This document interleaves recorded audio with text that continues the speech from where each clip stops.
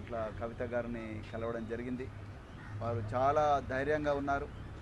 ఈ రోజు కాకపోయినా రేపైనా తన ఇన్నోసెన్స్, తన నిర్దోషిత్వాన్ని నిరూపించుకుంటాననే ధీమాతో ఉన్నారు. చాలా నిజంగా మాకు కొత్త ధైర్యాన్ని వారు నింపడం జరిగింది.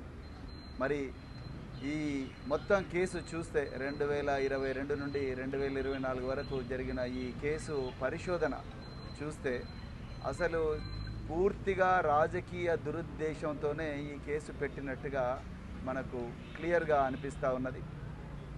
నిజానికి ఈ కల్వకుంట్ల కవిత గారి ఈ కేసు ఏదైతే ఉందో, మొదట వారిని విట్నెస్ అన్నారు, దాని తర్వాత మరి సస్పెక్ట్ అన్నారు, దాని తర్వాత ఇప్పుడు అరెస్ట్ చేసి నిందితురాలుగా చేర్చడం జరిగింది.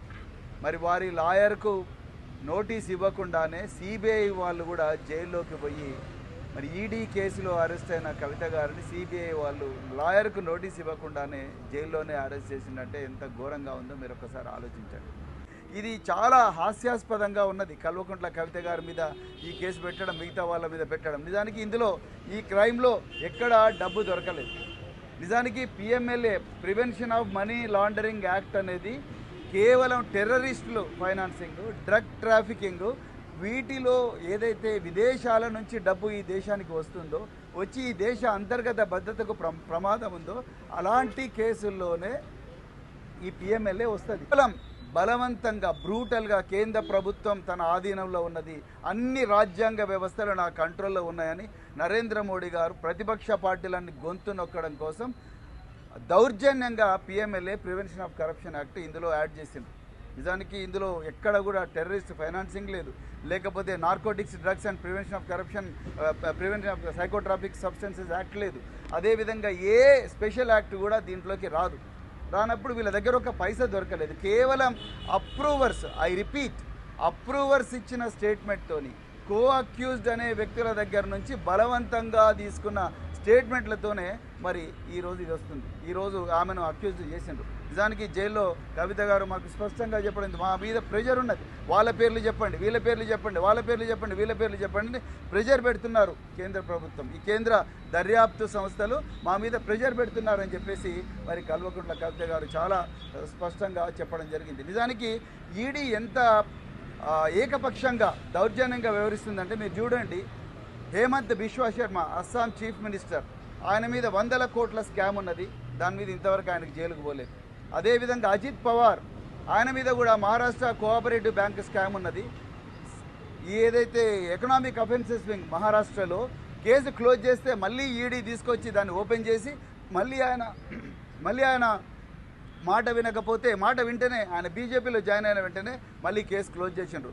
జగన్ భుజ్బల్ అదేవిధంగా closure report, Praful Patel closure report. అంటే ఈడీ సెలెక్టివ్గా తన బీజేపీలకు ఎవరైతే వస్తారో వాళ్ళందరి మీద కూడా సైలెంట్గా ఉండడం, బీజేపీలకు ఎవరైతే రారో, అడుగులకు ఎవరైతే మడుగులు వస్తారో, వీళ్ళెవ్వరు కూడా వాళ్ళ మాట విన్నారో వాళ్ళందరి మీద కూడా మరి కేసులు అక్రమంగా పెట్టి జైల్లో పంపిస్తున్నారు. ఏ మీడియా కూడా దీన్ని ప్రశ్నించే పరిస్థితి లేదు. కోర్టులను కూడా భయపెట్టిస్తున్నారు ఇవాళ బీజేపీ ప్రభుత్వం.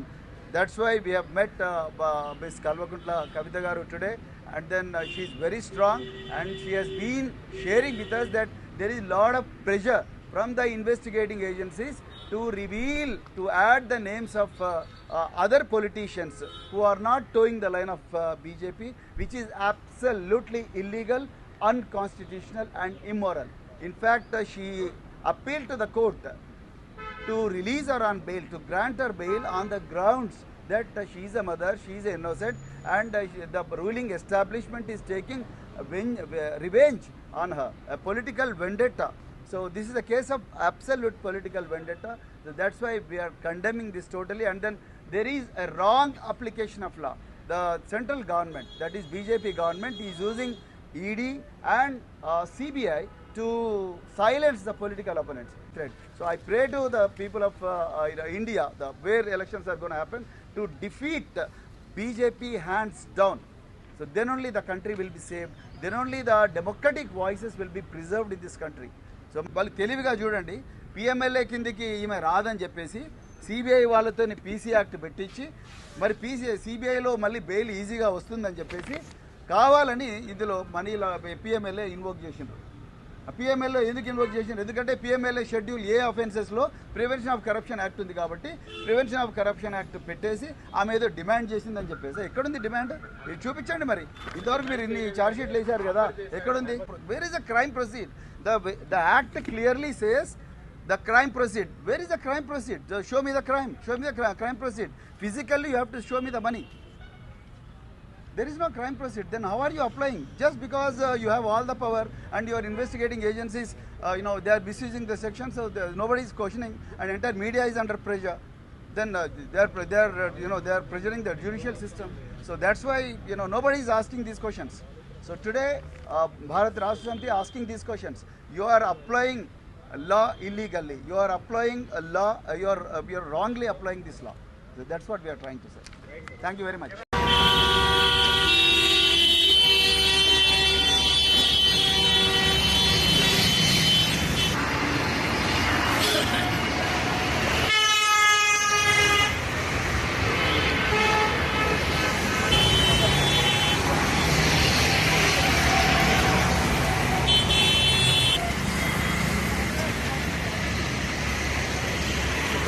కల్వకుంట్ల కవిత గారిని కలవడం జరిగింది. వారు చాలా ధైర్యంగా ఉన్నారు. ఈ రోజు కాకపోయినా రేపైనా తన